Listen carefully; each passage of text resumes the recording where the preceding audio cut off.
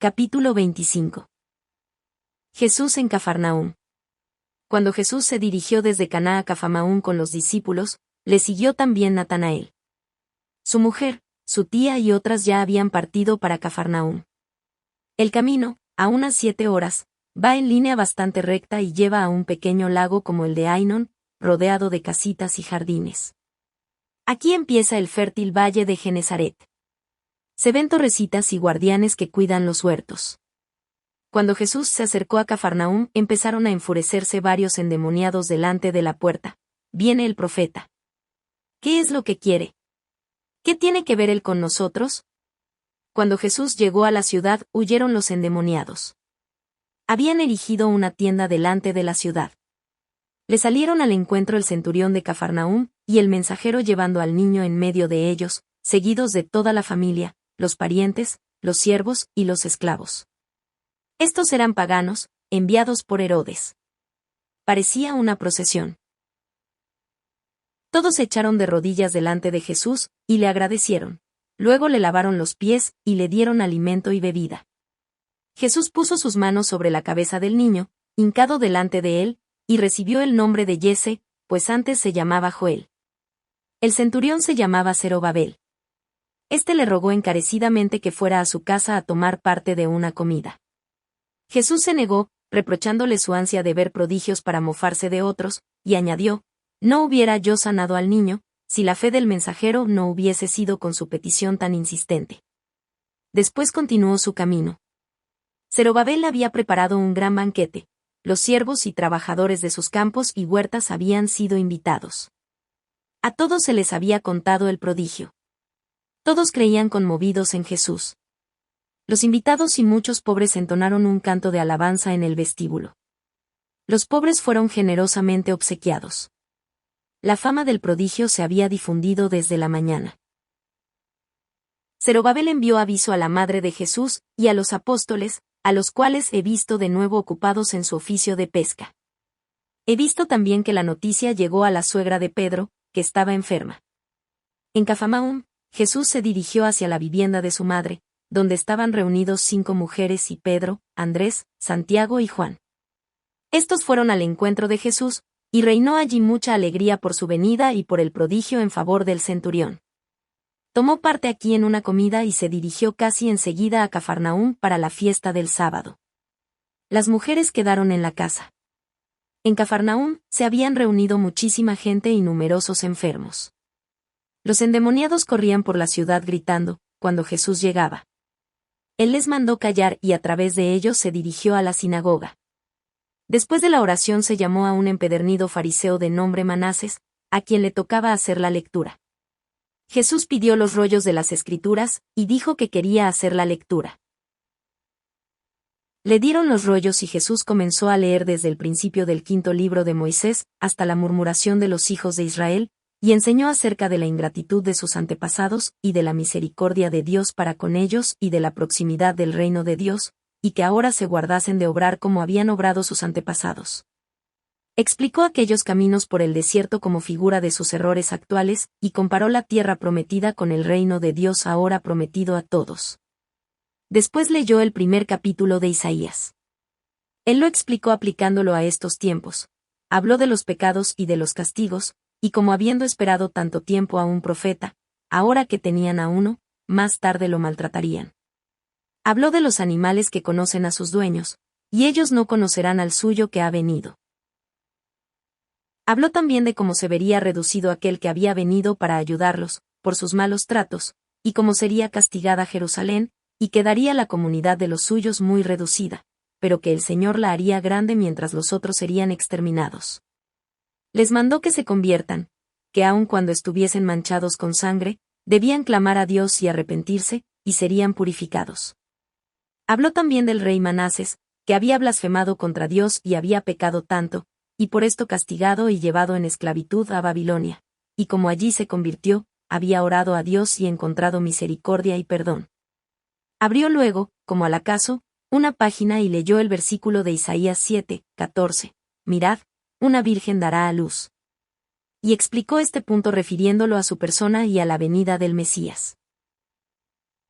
Esto mismo había explicado cuando estuvo en Nazaret, antes de su bautismo, y lo había comentado, y ellos, mofándose, decían entre sí, manteca y miel no le hemos visto comer mucho en casa de su padre el pobre carpintero.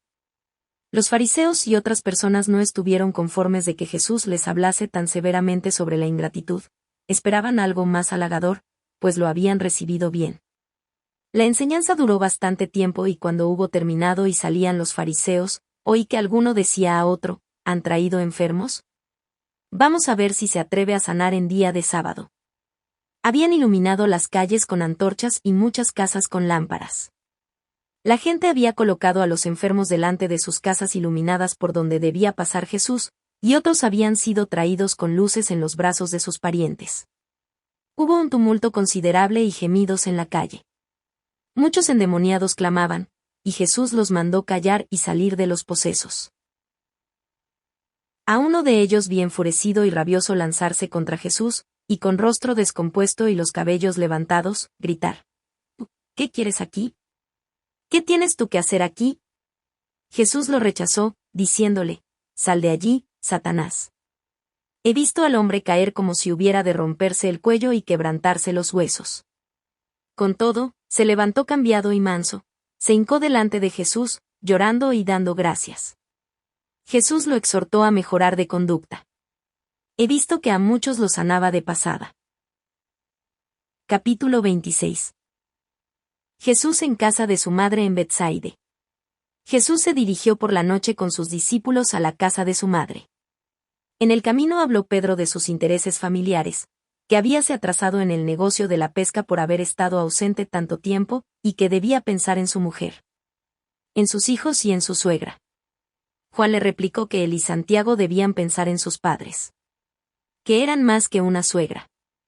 De este modo hablaban con naturalidad, a veces chanceándose un poco. Jesús les dijo que se acercaba el tiempo en que debían dejar del todo la ocupación de pescar, que debían ocuparse de pescar otra clase de pescados. Juan era más familiar. Tenía una sencillez de niño en el trato con Jesús, más que los demás apóstoles. Era amable y dispuesto a todo, sin preocupaciones ni contradicciones. Jesús fue a donde estaba su madre y los demás a sus casas. A la mañana siguiente, temprano, se encaminó Jesús con sus discípulos a Cafarnaúm, saliendo de la casa de su madre, como a 3/4 de hora de Betsaide. El camino sube un trecho y luego baja hacia Cafarnaúm. Antes de llegar a la ciudad, hay una casa en el camino que pertenece a Pedro, que destinó para Jesús y los suyos, poniendo a un piadoso anciano a su cuidado. Esta casa estaba como a 1:30 de camino del lago. En Cafarnaúm se encontraron todos los discípulos de Betsaide y de los alrededores, y también María y las santas mujeres. Habían traído el día anterior muchos enfermos cuando Jesús llegó, estaban alineados en las calles. Jesús sanó a muchos en el camino a la sinagoga, en la cual enseñó y usó de parábolas.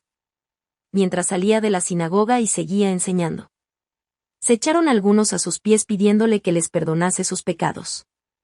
Eran 2 mujeres adúlteras repudiadas por sus maridos, y 4 hombres, entre ellos el seductor de las mujeres.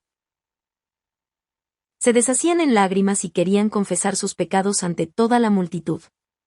Jesús les dijo que conocía sus pecados, que vendría un tiempo en que sería necesario confesar los pecados, que aquí no sería sino ocasión de escándalo para la gente y de persecución para él. Los exhortó a vigilar sobre sí mismos para no caer de nuevo, a no desesperar, sino a confiar en Dios y hacer penitencia.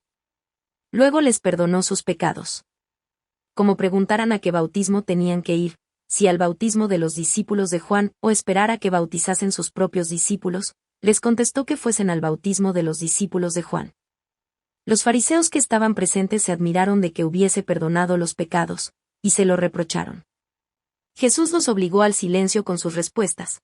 Les dijo que le era más fácil perdonar pecados que sanar a los enfermos.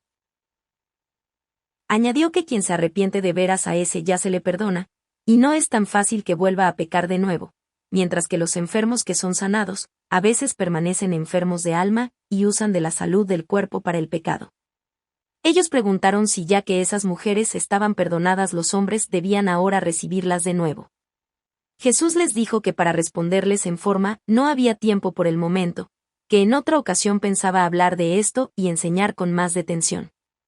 También quisieron pedirle cuenta sobre el sanar en día de sábado y Jesús les contestó que si en día de sábado se les caía a ellos algún animal en una zanja seguramente se apresurarían a sacarlo. Por la tarde se retiró a la casa delante de Cafarnaúm con todos sus discípulos. Las santas mujeres ya estaban allí. Se hizo una comida dispuesta por el centurión Zorobabel. Este jefe y el padre, que se llamaba Salatiel, tomaron parte en la comida mientras el niño sanado, Jesse, servía en la mesa. Las mujeres estaban en otra mesa. Jesús enseñaba entre tanto. Trajeron algunos enfermos a la sala, que gritaban pidiendo salud. Jesús sanó a muchos de ellos. Después de la comida se fue de nuevo a la sinagoga. Entre otras cosas lo he oído leer y explicar lo que el profeta Isaías decía al rey Achaz: he aquí que una virgen dará a luz y tendrá un hijo. Cuando abandonó la sinagoga, sanó a muchos enfermos colocados en las calles, y esto duró hasta entrada la noche. Entre estos había muchas mujeres con flujo de sangre que estaban a cierta distancia, tristes y veladas, porque no podían acercarse a Jesús ni al pueblo. Jesús, que conocía su necesidad, dirigió sus ojos hacia ellas y las sanó con una sola mirada. Nunca tocó a semejantes enfermas. Hay en esta prohibición un misterio que yo no sé explicar. La misma tarde comenzaba un día de ayuno, cuando Jesús y sus discípulos se dirigían a casa de su madre. Se suscitó la conversación de que a la mañana siguiente quería Jesús viajar con ellos por el lago, y oí que Pedro se excusaba por el mal estado de su nave. Veo que las personas a quienes Jesús había perdonado sus pecados tienen ahora vestidos de penitencia y están veladas. En el último sábado estaban también los judíos vestidos de negro. Estos últimos tiempos eran días de penitencia por la conmemoración de la destrucción de Jerusalén. Por esto Jesús habló tan severamente de los castigos que habían de sobrevenir a Jerusalén. Al salir Jesús de Cafarnaúm, llevaba el camino alrededor de un edificio rodeado de agua, donde habían sido encerrados los endemoniados más furiosos durante la noche. Gritaban enfurecidos al pasar Jesús: allí anda él. ¿Qué quiere con nosotros? ¿Por qué nos quiere echar de aquí? Jesús les mandó: callad y permaneced allí hasta que yo vuelva. Entonces será vuestro tiempo de iros. Al punto callaron y se aquietaron. Capítulo 27. Consejo de los fariseos y Zorobabel. Cuando Jesús abandonó la ciudad se reunieron los fariseos y los príncipes del pueblo en consejo. El centurión Zorobabel estaba presente. Habíanse reunido para tratar de todo lo que habían visto en Jesús y de cómo conducirse con él. Decían: mirad qué tumultos y qué desórdenes promueve con su presencia este hombre. Todo lugar tranquilo está agitado con su presencia. Los hombres dejan su trabajo y corren detrás de él, vagando de un lado a otro. Él inquieta y amenaza a todos con castigos. Habla siempre de su padre. ¿Acaso no es el de Nazaret, hijo de un pobre carpintero? ¿Cómo puede tener este atrevimiento y esta seguridad? ¿Sobre qué se funda su presunción? ¿No observa el sábado y estorba su observancia y llega hasta a perdonar los pecados? ¿Acaso vendrá su fuerza y su poder de lo alto? ¿Tendrá alguna fuerza oculta y artes de magia? ¿De dónde saca todas sus raras explicaciones de la Escritura? ¿Ha frecuentado acaso otras escuelas que las de Nazaret? Debe tener relación con alguna potencia extranjera. Habla siempre de la proximidad del reino, de la venida del Mesías y de la destrucción de Jerusalén. Su padre era de noble linaje, quizás sea él el hijo bastardo de algún otro príncipe, su padre, que busca abrirse paso en esta comarca, para apoderarse luego de la Judea. Debe tener un lugar oculto donde se refugia, un protector poderoso al cual se confía. De otro modo no podría mostrarse tan osado y seguro y obrar contra las costumbres y usos recibidos, como si él tuviera todos los derechos. Estuvo bastante tiempo ausente. ¿Con quién estará en relación? ¿De dónde sacará su poder maravilloso y su ciencia? ¿Qué haremos al fin de cuentas con él? De este modo hablaban y trataban de Jesús en medio de sus juicios y extrañezas, mostrándose escandalizados. El centurión Zorobabel se mantuvo durante este tiempo callado y reflexivo y terminó por tranquilizar a los demás, diciéndoles: si su poder es de Dios entonces se ha de consolidar, si no lo es, entonces solo se ha de derrumbar. Mientras Él nos sana y nos mejora, debemos amarle sin duda y agradecer a aquel que nos lo ha mandado. Capítulo 28. Conversaciones de los discípulos con Jesús. Unos días después caminaba Jesús con sus discípulos, unos 20, en las cercanías del lago de Genesaret. No habían tomado el camino directo, sino hacia el sur, por las alturas donde estaba la casa de María hacia el occidente. Esta montaña es como el final de una cadena de montes que corren en el norte, algo separada por un valle. Jesús enseñaba mientras caminaban. Había aquí muchos hermosos arroyuelos que bajando de las alturas corrían por los valles para echarse en el lago. Corría también de este lado el arroyo de Cafarnaúm, había diversas fuentes de agua en derredor de Betsaide que enriquecían esta comarca.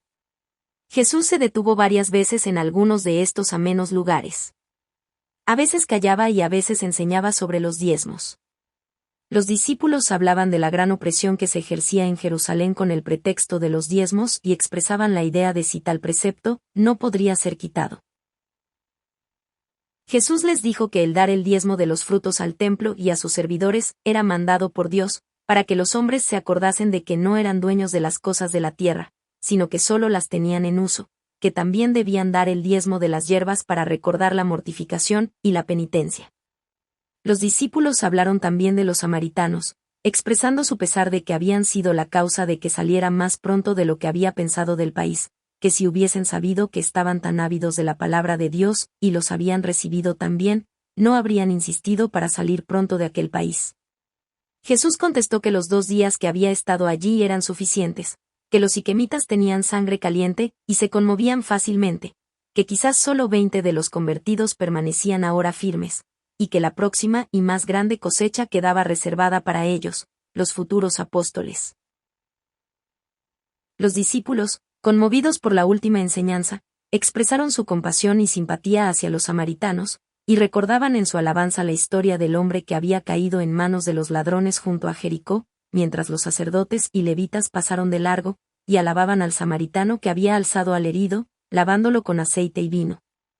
Esta historia era conocida y había sucedido en los primeros tiempos junto a Jericó. Jesús tomó ocasión de su compasión para con el herido y de su alegría por la acción del samaritano, para contarles otra parábola. Contó cómo Adán y Eva, por causa del pecado, fueron echados del paraíso y fueron a parar a un desierto lleno de ladrones y de salteadores, con sus hijos, y como el hombre yace allí, herido de pecados y maltrecho en el desierto. Contó esto sencillamente, como está en la Biblia. Entonces el Rey de cielos y tierra hizo todo lo posible para ayudar al hombre caído, le dio su ley y sus sacerdotes preparados, y le envió muchos profetas. Todos habían pasado sin salvar al hombre enfermo, porque en parte el hombre también había despreciado la ayuda que se le ofrecía. Finalmente mandó a su propio hijo, en figura de un pobre, para ayudar a los pobres. Describió su propia pobreza, sin zapatos, sin sombrero, sin cinturón. Este había derramado aceite y vino en sus heridas para sanarle. Añadió que aquellos mismos que estaban preparados con todos los medios para ayudar no solo no se apiadaron del herido, sino que tomaron preso al hijo del rey, y lo mataron porque había socorrido con aceite y vino al infeliz herido. Les propuso esto para que pensaran sobre ello, diciéndoles que más tarde se lo declararía. Ellos no lo entendieron. No notaron que hablaba de su persona al hablar del hijo del rey, aparecido en pobreza y necesidad, y murmuraban al oído preguntándose quién sería ese padre de quien siempre hablaba. Jesús les recordó también su conversación sobre sus angustias respecto al negocio de la pesca que habían tenido que abandonar, y les dijo que el hijo del rey también había dejado todo lo que tenía con su padre, y que mientras otros dejaban al herido mal parado, él le había derramado aceite y vino en sus heridas. Les dijo, el padre no dejará a los servidores de su hijo ni los abandonará, y ellos recuperarán todo lo dejado, más ricamente, cuando él los reúna en su reino. Con estas y otras conversaciones llegaron al lado de Genesaret, junto a Betsaide, donde estaban las barcas de Pedro y del Zebedeo. Era esta una parte cerrada de la ribera y había allí varias chozas de tierra para los pescadores. Jesús se aproximó con sus discípulos. En las barcas había varios pescadores paganos esclavos y ningún judío, porque era un día de ayuno. El Zebedeo estaba en la orilla, en una de las chozas. Jesús les dijo que dejasen de pescar y viniesen a la playa, y ellos obedecieron. Jesús enseñó allí. Después se dirigió a lo largo del lago, hacia Betsaide, como a media hora. Los derechos de pesca de Pedro comprendían como una hora de camino de la ribera. Entre el lugar de las barcas y Betsaide había una ensenada, donde desaguaban muchos arroyuelos, brazos de río, que venían desde Cafarnaúm a través del valle, recibiendo de paso las aguas de otros arroyos. Delante de Cafarnaúm forma un extenso estanque. Jesús no fue derecho a Betsaide, sino que torció hacia el occidente, y se dirigió al norte del valle, hasta la casa de Pedro, al este de la pendiente, en cuya parte occidental se encuentra la casa de María. Capítulo 29. Jesús en casa de Pedro. Jesús entró en casa de Pedro donde estaban reunidas María y otras de las santas mujeres. Los demás discípulos no entraron, se entretuvieron en los alrededores y en el jardín o fueron a la casa de María. Cuando Pedro entró con Jesús en su casa, dijo: Señor, hemos tenido un día de ayuno, pero tú nos has saciado con tus palabras. La casa de Pedro estaba bien ordenada, con un vestíbulo y jardín, era larga y se podía andar por la azotea y desde allí contemplar un espléndido panorama del lago. No he visto en la casa de Pedro ni a la hijastra ni a los hijastros que le había traído su mujer viuda. Parece que estaban en la escuela. Su mujer estaba entre las santas mujeres, de ella no tuvo Pedro hijo alguno. Su suegra, una mujer alta, delgada y enfermiza, caminaba apoyándose en las paredes de la casa. Jesús habló allí largamente con las mujeres sobre el modo de atender a los discípulos en los alrededores del lago, donde él pensaba demorar bastante tiempo.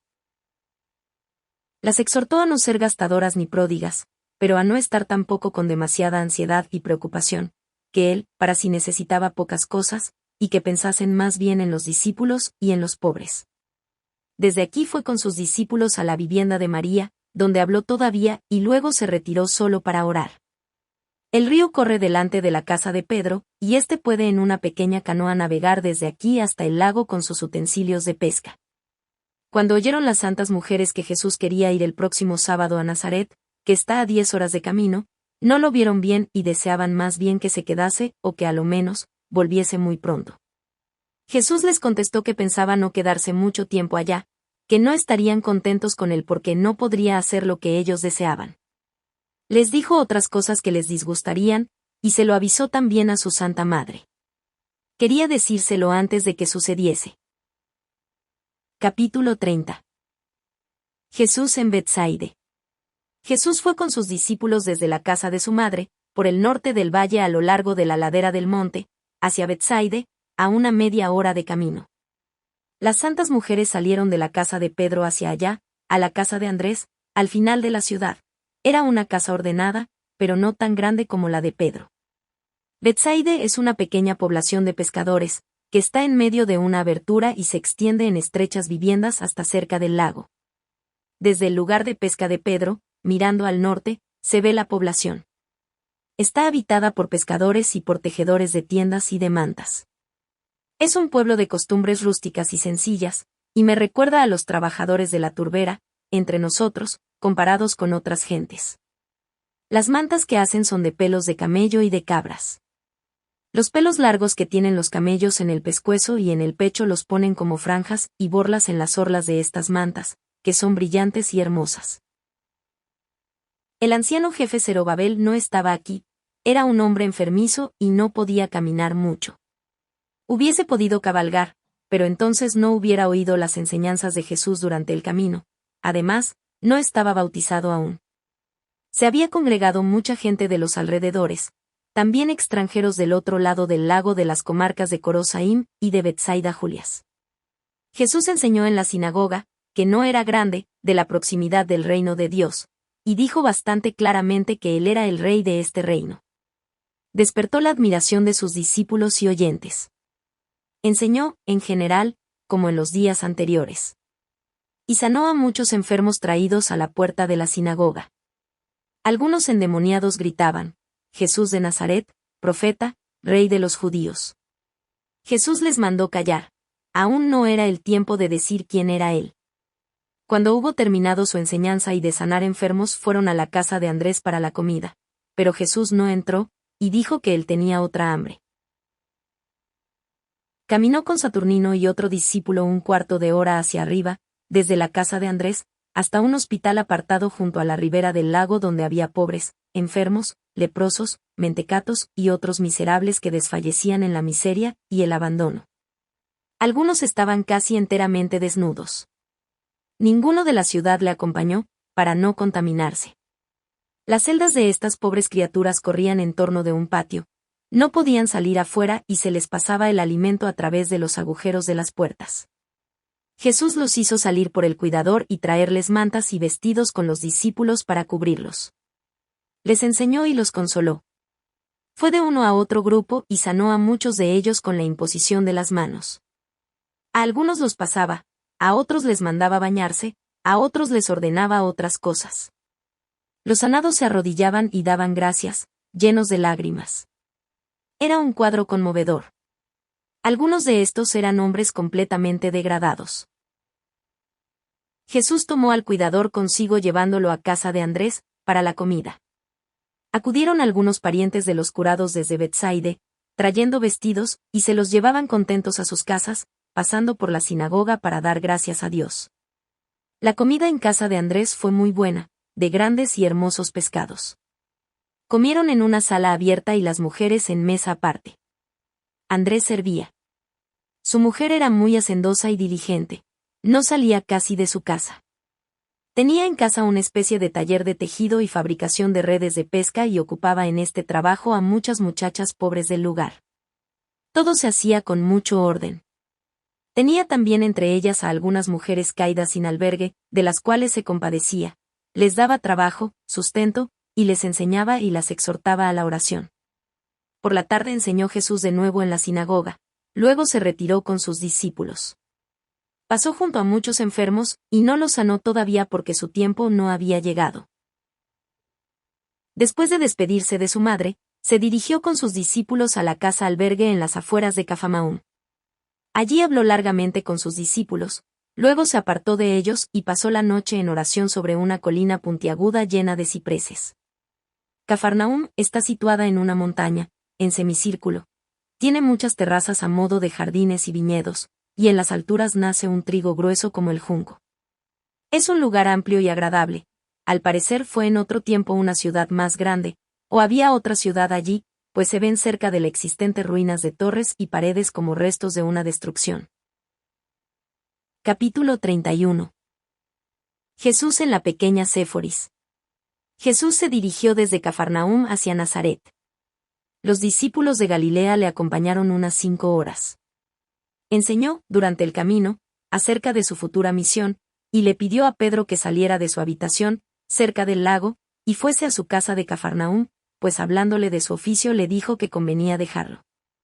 Pasaron por pequeñas poblaciones y junto a las chozas a orilla del lago. En un campo de pastores salieron a su encuentro algunos endemoniados pidiendo ser librados.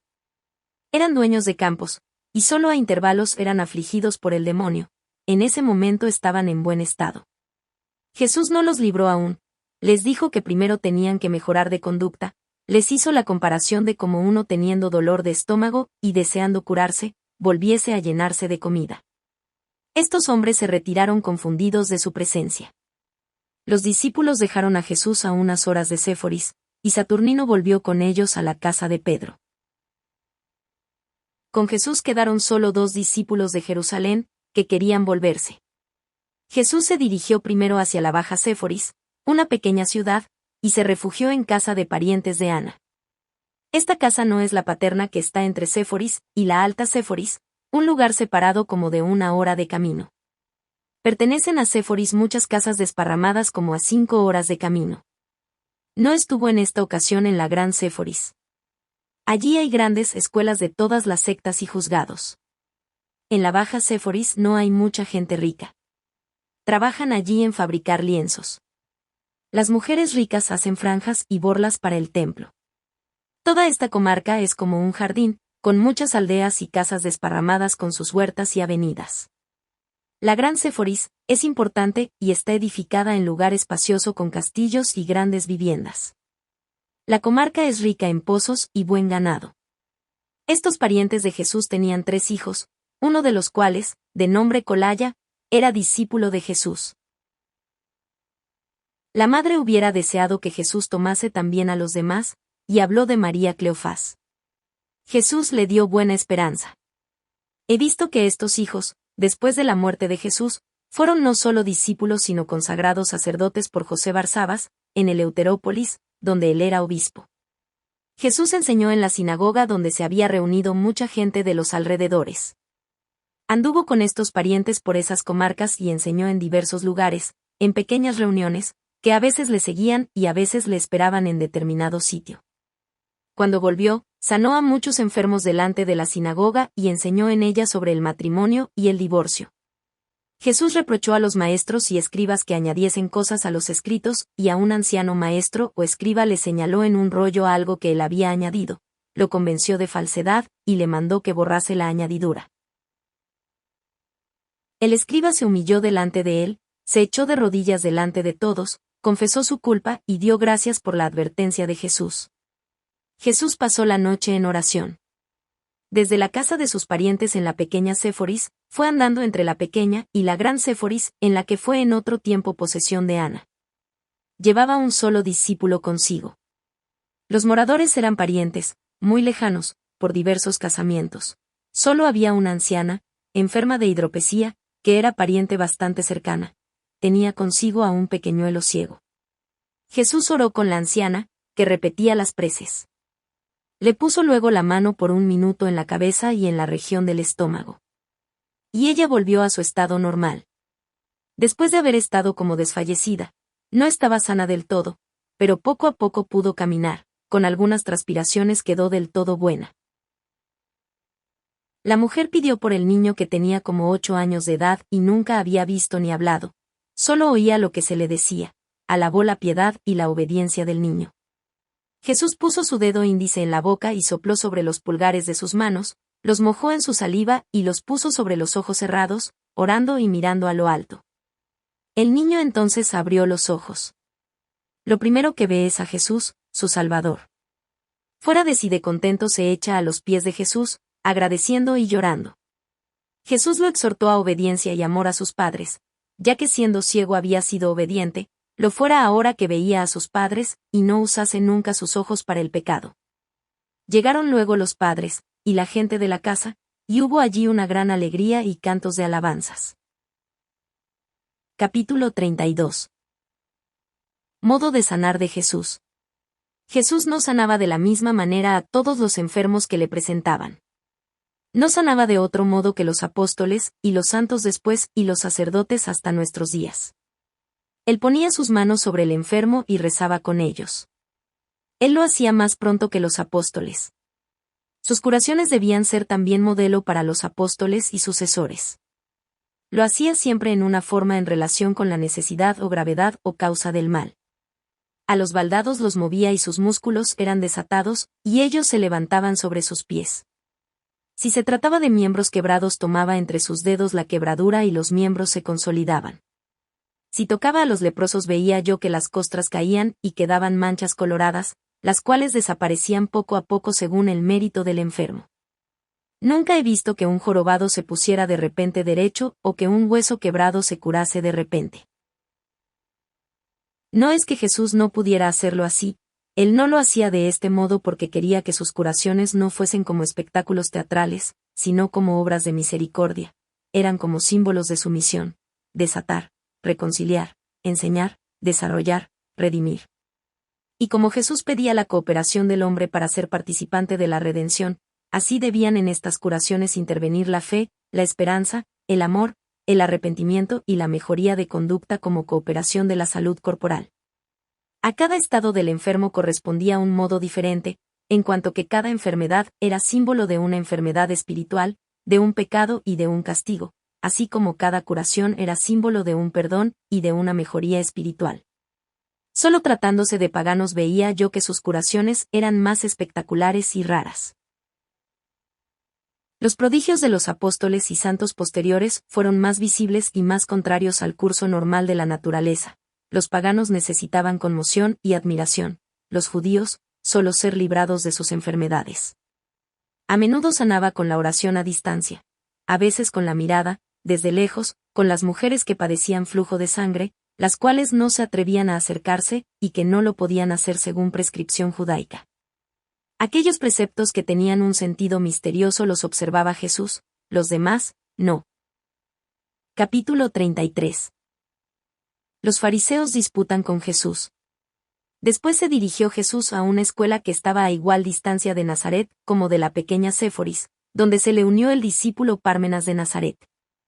Este hombre había sido compañero de infancia de Jesús y hubiera seguido enseguida a Jesús, como los otros discípulos, si no hubiera tenido que mantener a sus padres de Nazaret con el servicio de mensajero. En esta escuela se hallaban reunidos muchos escribas y fariseos de la gran Séforis, y de la pequeña y algunos del pueblo. Los fariseos querían disputar con Jesús sobre el divorcio, que Jesús había declarado al maestro en la sinagoga que era añadidura hecha en el rollo de escrituras. Lo habían tomado muy a mal en la gran Séforis, porque esta añadidura procedía precisamente de la enseñanza de estos. Los divorcios se hacían allí con suma facilidad y tenían estos una casa a propósito para las mujeres divorciadas. El maestro convicto de su culpa había copiado de un rollo y había añadido falsas explicaciones por su cuenta. Disputaron largo tiempo con Jesús, y no querían entender que debían borrar las añadiduras introducidas en los rollos. Jesús los hizo enmudecer, pero no reconocieron que estaban en error como confesó el doctor primero. Él les probó la prohibición de las añadiduras y por consiguiente la obligación de borrarlas, les probó la falsedad de su explicación fundada en la añadidura y les reprochó severamente la facilidad de los divorcios en la ciudad. Les dijo también en qué casos no es permitido al hombre repudiar a la mujer, y añadió que si una parte no puede de ninguna manera avenirse con la otra, pueden separarse uno de otro por consentimiento mutuo, pero no puede la parte más fuerte repudiar a la otra sin consentimiento y sin culpa. No consiguió nada con ellos, a pesar de que no pudieron contradecir su doctrina. Estaban irritados y eran engreídos de su ciencia. El escriba de la baja Séforis, convencido por Jesús de la falsedad por sus añadiduras, se convirtió y se apartó completamente de los fariseos y declaró a su comunidad que él enseñaría en adelante la ley sin añadidura, y si no lo querían así, se retiraría de ellos. Esa añadidura en la ley del divorcio era la siguiente: si una parte de los dos casados tuvo relación antes con algún otro, entonces no subsiste el matrimonio, y aquel que tuvo relación con esa parte puede reclamar esa parte como suya, aun en el caso de que ambos vivan perfectamente de acuerdo. Esta añadidura y su explicación las rechazó Jesús declarando que la ley de la separación y del divorcio es ley dado solo para un pueblo grosero. Dos de los principales fariseos estaban a punto de declarar una separación semejante para su propia conveniencia y por esto habían introducido esta añadidura a la ley general. Nadie sabía esto, pero lo sabía bien Jesús, por esto les dijo: ¿no estáis vosotros defendiendo con esta añadidura quizás vuestro propio asunto? Estos fariseos se irritaron sobremanera al verse descubiertos. Capítulo 34. Jesús en Nazaret. Jesús se dirigió a Nazaret para llegar a la cual tenía un camino de 2 horas. Entró en la casa que había sido, fuera de la ciudad, del Esenio ya difunto, Eliud, su amigo. Allí le lavaron los pies, le dieron alimento y le dijeron cuánto se alegraban los nazarenos de su venida. Jesús les respondió: esa alegría no durará mucho, pues no querrán oírme lo que les quiero decir. Subió a la ciudad. En la puerta había apostado uno que debía dar el aviso de su llegada. Apenas apareció él le salieron al encuentro varios fariseos y gente del pueblo. Lo recibieron solemnemente y quisieron llevarlo a un albergue público donde le prepararon una comida de recepción antes del sábado. Él no aceptó y dijo que tenía otras cosas que hacer, y entró en la sinagoga, a donde le siguieron y donde se reunió mucha gente. Era antes del comienzo del sábado. Jesús enseñó de la venida del reino, del cumplimiento de las profecías, pidió el rollo de Isaías, lo abrió y leyó: 61-1 El Espíritu del Señor sobre mí. Porque el Señor me ha ungido y me ha enviado para evangelizar a los mansos, para curar a los de corazón contrito y predicar la redención de los esclavos y la libertad a los que están encarcelados. Estas frases las explicó como si se tratase de él mismo, de que el Espíritu del Señor había venido sobre él para predicar la salud a los pobres, a los miserables, y cómo debía ser arreglado todo lo injusto, consolando a las viudas, sanando a los enfermos y perdonando a los pecadores. Habló tan hermosamente y tan amablemente que todos estaban llenos de admiración y de alegría, diciéndose entre sí, habla como si realmente fuera él mismo el Mesías. La admiración los había entusiasmado de tal manera que ya se tenían por gran cosa porque él fuera de su ciudad. Jesús siguió enseñando mientras llegó el sábado, y habló de la voz del que prepara el camino en el desierto, y cómo debe ser reparado lo injusto y allanado lo tortuoso. Después de esto estuvo Jesús con ellos en una comida. Se mostraron muy amigos y dijeron que había muchos enfermos y que se dignase curarlos. Jesús no aceptó y ellos lo llevaron a bien, pensando que a la mañana quizás lo haría. Después de la comida salió fuera de la ciudad, con los esenios. Como estos se alegraban del buen recibimiento que le habían hecho en la ciudad, Jesús les dijo que esperasen hasta el día siguiente, que ya verían otra cosa muy diferente. Cuando a la mañana siguiente Jesús entró de nuevo en la sinagoga, quiso un judío, al cual le correspondía el turno acostumbrado, tomar los rollos de las Escrituras, pero Jesús los pidió y leyó el libro quinto de Moisés, capítulo 4, de la obediencia a los mandamientos. Y como no se debía hacer nada en contra de ellos, y como Moisés les explicó a los hijos de Israel lo que Dios mandaba y como ellos los observaban muy mal. Entraron también en la lección los 10 mandamientos y la explicación del primero sobre el amor de Dios. Jesús enseñó con severas palabras, y les reprochó que añadiesen muchas cosas a la ley para oprimir al pueblo, mientras ellos no observaban ni siquiera la ley.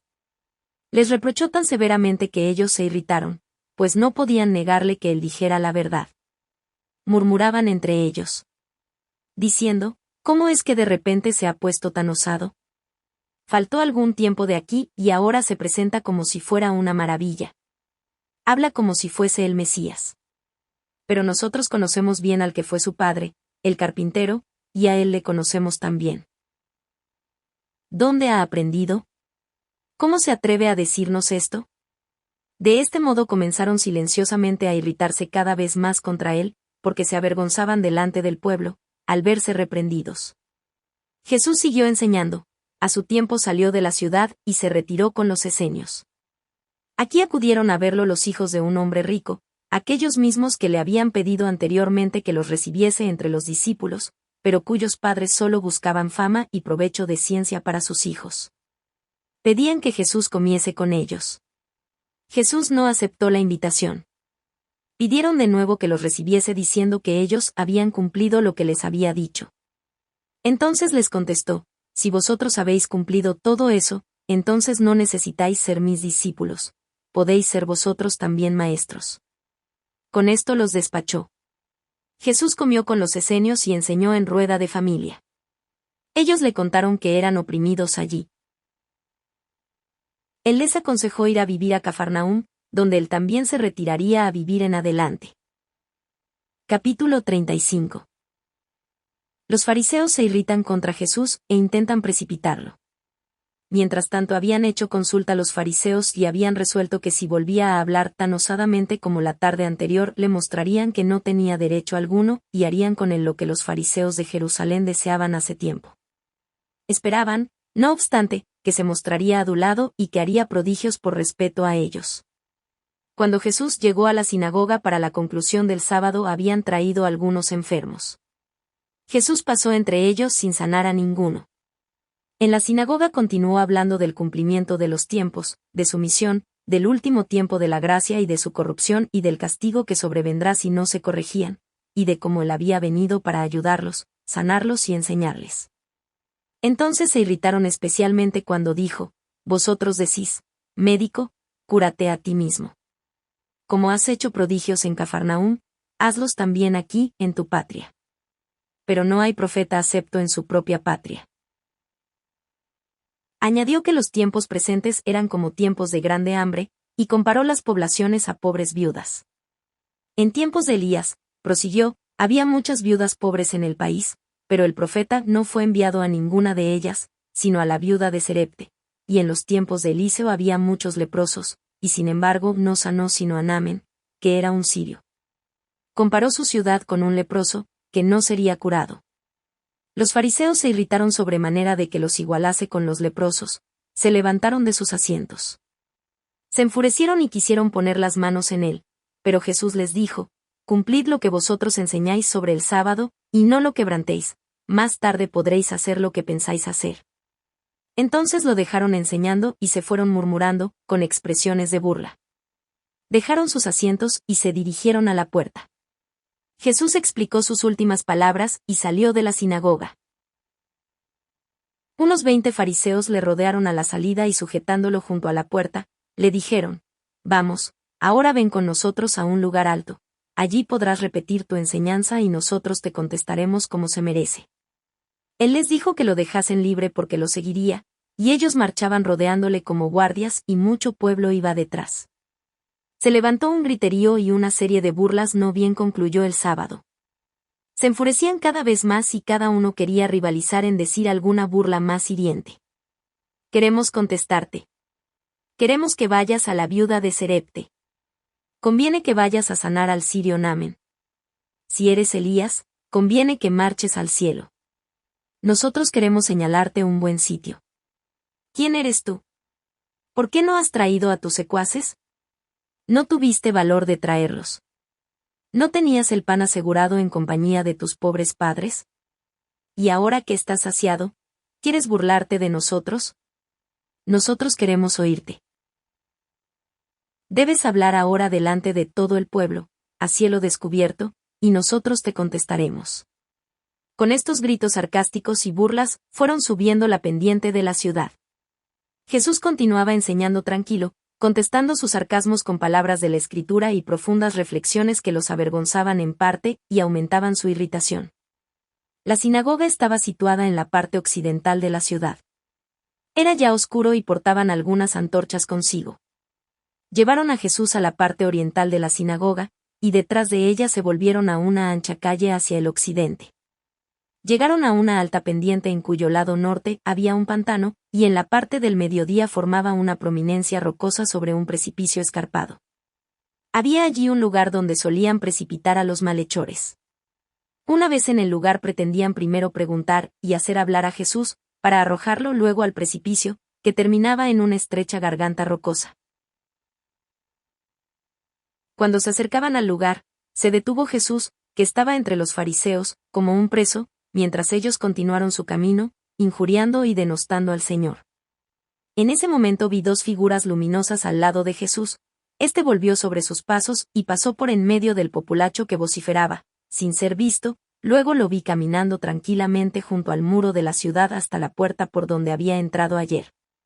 Entró de nuevo a la casa de los esenios. Ellos no habían estado temerosos por él, creían en él y esperaban su llegada. Jesús habló con ellos de su caso, les dijo de nuevo se retirasen a Cafarnaúm, les recordó que les había predicho este suceso de Nazaret, y después de media hora abandonó el lugar y partió en dirección de Caná. Nada puede imaginarse de más ridículo que la locura y la confusión que se originó entre los fariseos y demás cuando no vieron más a Jesús entre ellos, a quien creían tener seguro en sus manos. Era un griterío alto. ¿Dónde está? El populacho que venía detrás avanzaba irresistiblemente. Ellos querían retroceder para ver dónde se ocultaba y en el sendero angosto se formó una confusión y un desorden de gritos, de órdenes y contraórdenes, de inculpaciones recíprocas, mientras corrían a todos los huecos y cuevas pensando encontrarlo escondido en algún lugar secreto. Con las antorchas iluminaban todos los rincones y corrían peligro de romperse el pescuezo bajando y subiendo por los riscos en busca de Jesús. Terminaron por insultarse unos a otros culpándose de haberlo dejado escapar. Finalmente se dieron por vencidos y se volvieron calladitos a la ciudad. Jesús ya hacía tiempo que estaba fuera de la ciudad, de modo que tuvieron un nuevo desengaño al custodiar las laderas de la montaña y las salidas de la ciudad. Al regresar quisieron justificar su fracaso, diciendo: «Ya veis qué hombre es este, un hombre entregado a la magia, un endemoniado, el diablo le ha ayudado, ahora aparecerá en otro rincón del país para perturbar allí el orden y causar trastorno». A sus discípulos ya les había dicho Jesús que abandonasen la ciudad de Nazaret, y le esperasen en un determinado lugar camino de Tarichea. Saturnino y otros discípulos habían sido citados también en este lugar. A la alborada se encontraron todos juntos con Jesús y descansaron en un valle solitario. Saturnino había traído panes y miel. Jesús habló de los sucesos de Nazaret, mandándoles mantenerse serenos y callados para no estorbar su futura misión. Luego anduvieron por sendas solitarias, junto a algunas ciudades, a través de valles, hacia la desembocadura del Jordán en el mar de Galilea. Había una gran ciudad al pie de una montaña al extremo sur del mar de Galilea, no lejos de la desembocadura del Jordán, en una especie de península. Había un gran puente y un dique para entrar en la ciudad. Entre la ciudad y el mar se extendía una faja de tierra con suave pendiente cubierta de verdor. La ciudad se llama Tarichea. Capítulo 36. Jesús sana a los leprosos de Tarichea. Jesús no entró en la ciudad, sino que por un sendero lateral, se acercó a una muralla del sur, no lejos de la entrada donde había una serie de chozas habitadas por leprosos. Cuando Jesús se acercó a estas chozas, dijo a los discípulos: «Llamad desde la distancia a estos leprosos para que me sigan, que los voy a sanar. Cuando salgan, apartaos para que no os espantéis, y no contraigáis impureza legal, y no habléis luego de lo que veáis aquí. Vosotros conocéis la ira de los nazarenos. Y no debéis irritar a nadie». Jesús continuó su camino hacia el Jordán. Mientras los discípulos clamaban a los leprosos: «Salid fuera y seguid al profeta de Nazaret. Él os ha de sanar». Cuando vieron que salía la gente, ellos se apartaron prontamente de allí. Jesús caminaba lentamente apartado del camino. 5 hombres de diversas edades salieron de las celdas hechas en las murallas, y seguían a Jesús en fila hasta un lugar apartado, donde se detuvo. Los leprosos vestían túnica larga y blanca, sin correa, llevaban una capucha sobre la cabeza que les cubría también la cara y delante tenía 2 tiras de tela negra con 2 aberturas para los ojos. El príncipe de ellos se echó al suelo y besó la orla de su vestido.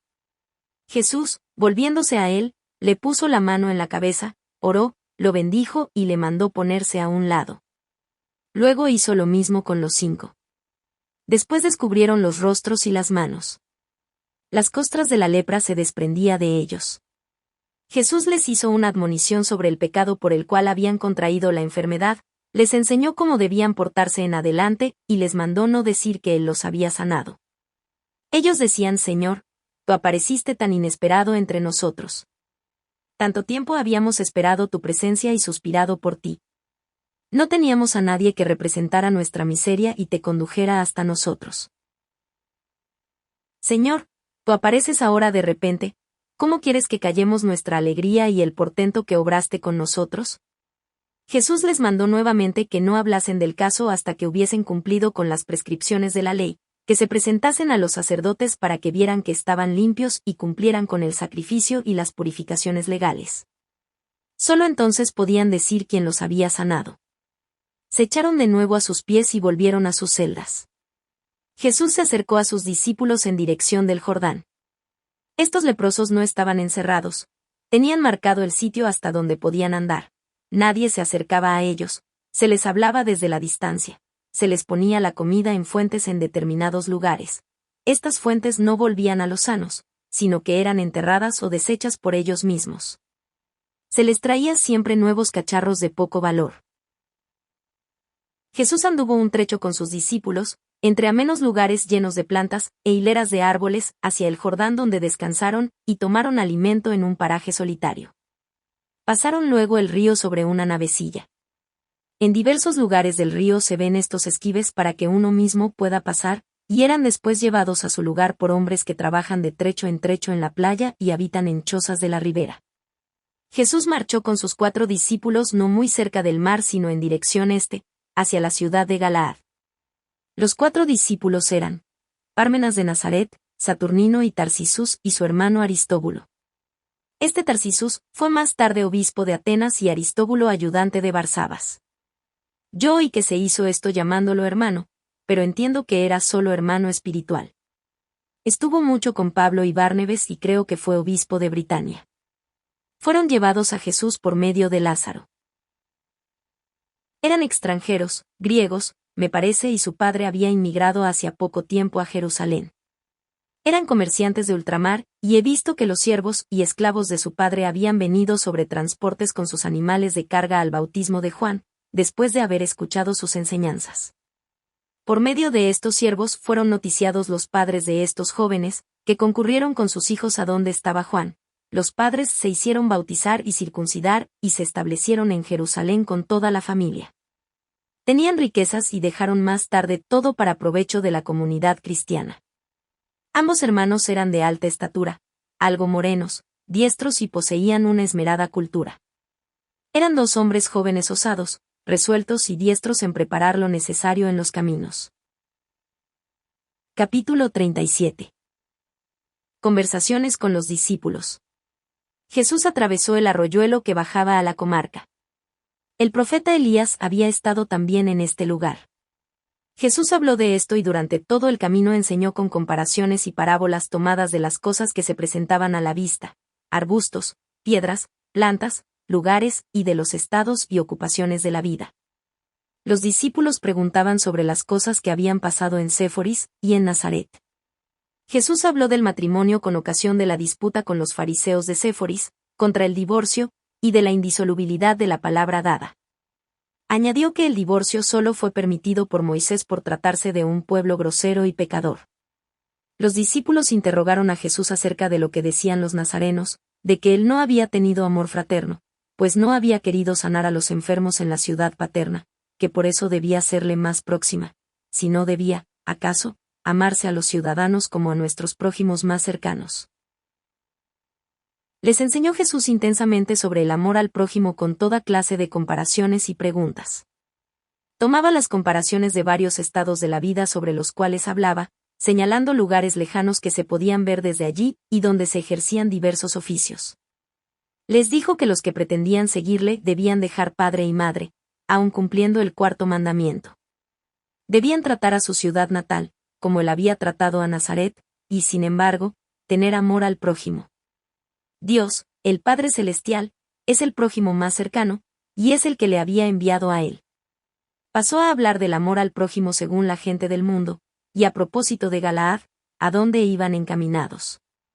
Dijo que los publicanos de allí amaban más a aquellos que más dinero les proporcionaban, pagando más impuestos. Señalando luego a Dalmanuta, que estaba a su izquierda, dijo: esos fabricantes de tiendas y de alfombras aman a los prójimos que más tiendas y más alfombras les compran, y dejan a sus pobres sin techo y abandonados. Luego tomó una comparación de los fabricantes de sandalias y suelas para los zapatos y la aplicó a los nazarenos que le invitaron por pura curiosidad. Les dijo: no necesito de vuestras demostraciones de honor, que son como las suelas pintadas en los talleres de los zapateros y que luego se pisan y se llevan sobre el lodo. Y añadió: ellos son como los zapateros de aquella ciudad, y señaló una desprecian a sus propios hijos y los despachan, y cuando vuelven del extranjero y han aprendido algo nuevo sobre suelas pintadas, una nueva moda, entonces los hacen venir de nuevo por curiosidad y vanidad, para pavonearse con las nuevas suelas, que luego serán pisadas y arrastradas por el barro como ese mismo honor. Les hizo también una pregunta: si uno rompe una suela en el viaje y va al zapatero para comprar otra nueva, ¿le regalan acaso la otra? De este modo habló también sobre la pesca, la edificación y otros oficios manuales de los contornos. Los discípulos le preguntaron dónde pensaba habitar, si quería edificarse una casa en Cafarnaúm. Él les contestó que no edificaba sobre arena, y habló de otra clase de ciudad que deseaba edificar. Yo no entendía bien cuando Jesús hablaba caminando. Cuando les hablaba estando sentado, entendía mejor. Recuerdo que dijo que quería tener una barca propia para ir y venir por el lago, pues deseaba enseñar desde el mar y desde la tierra.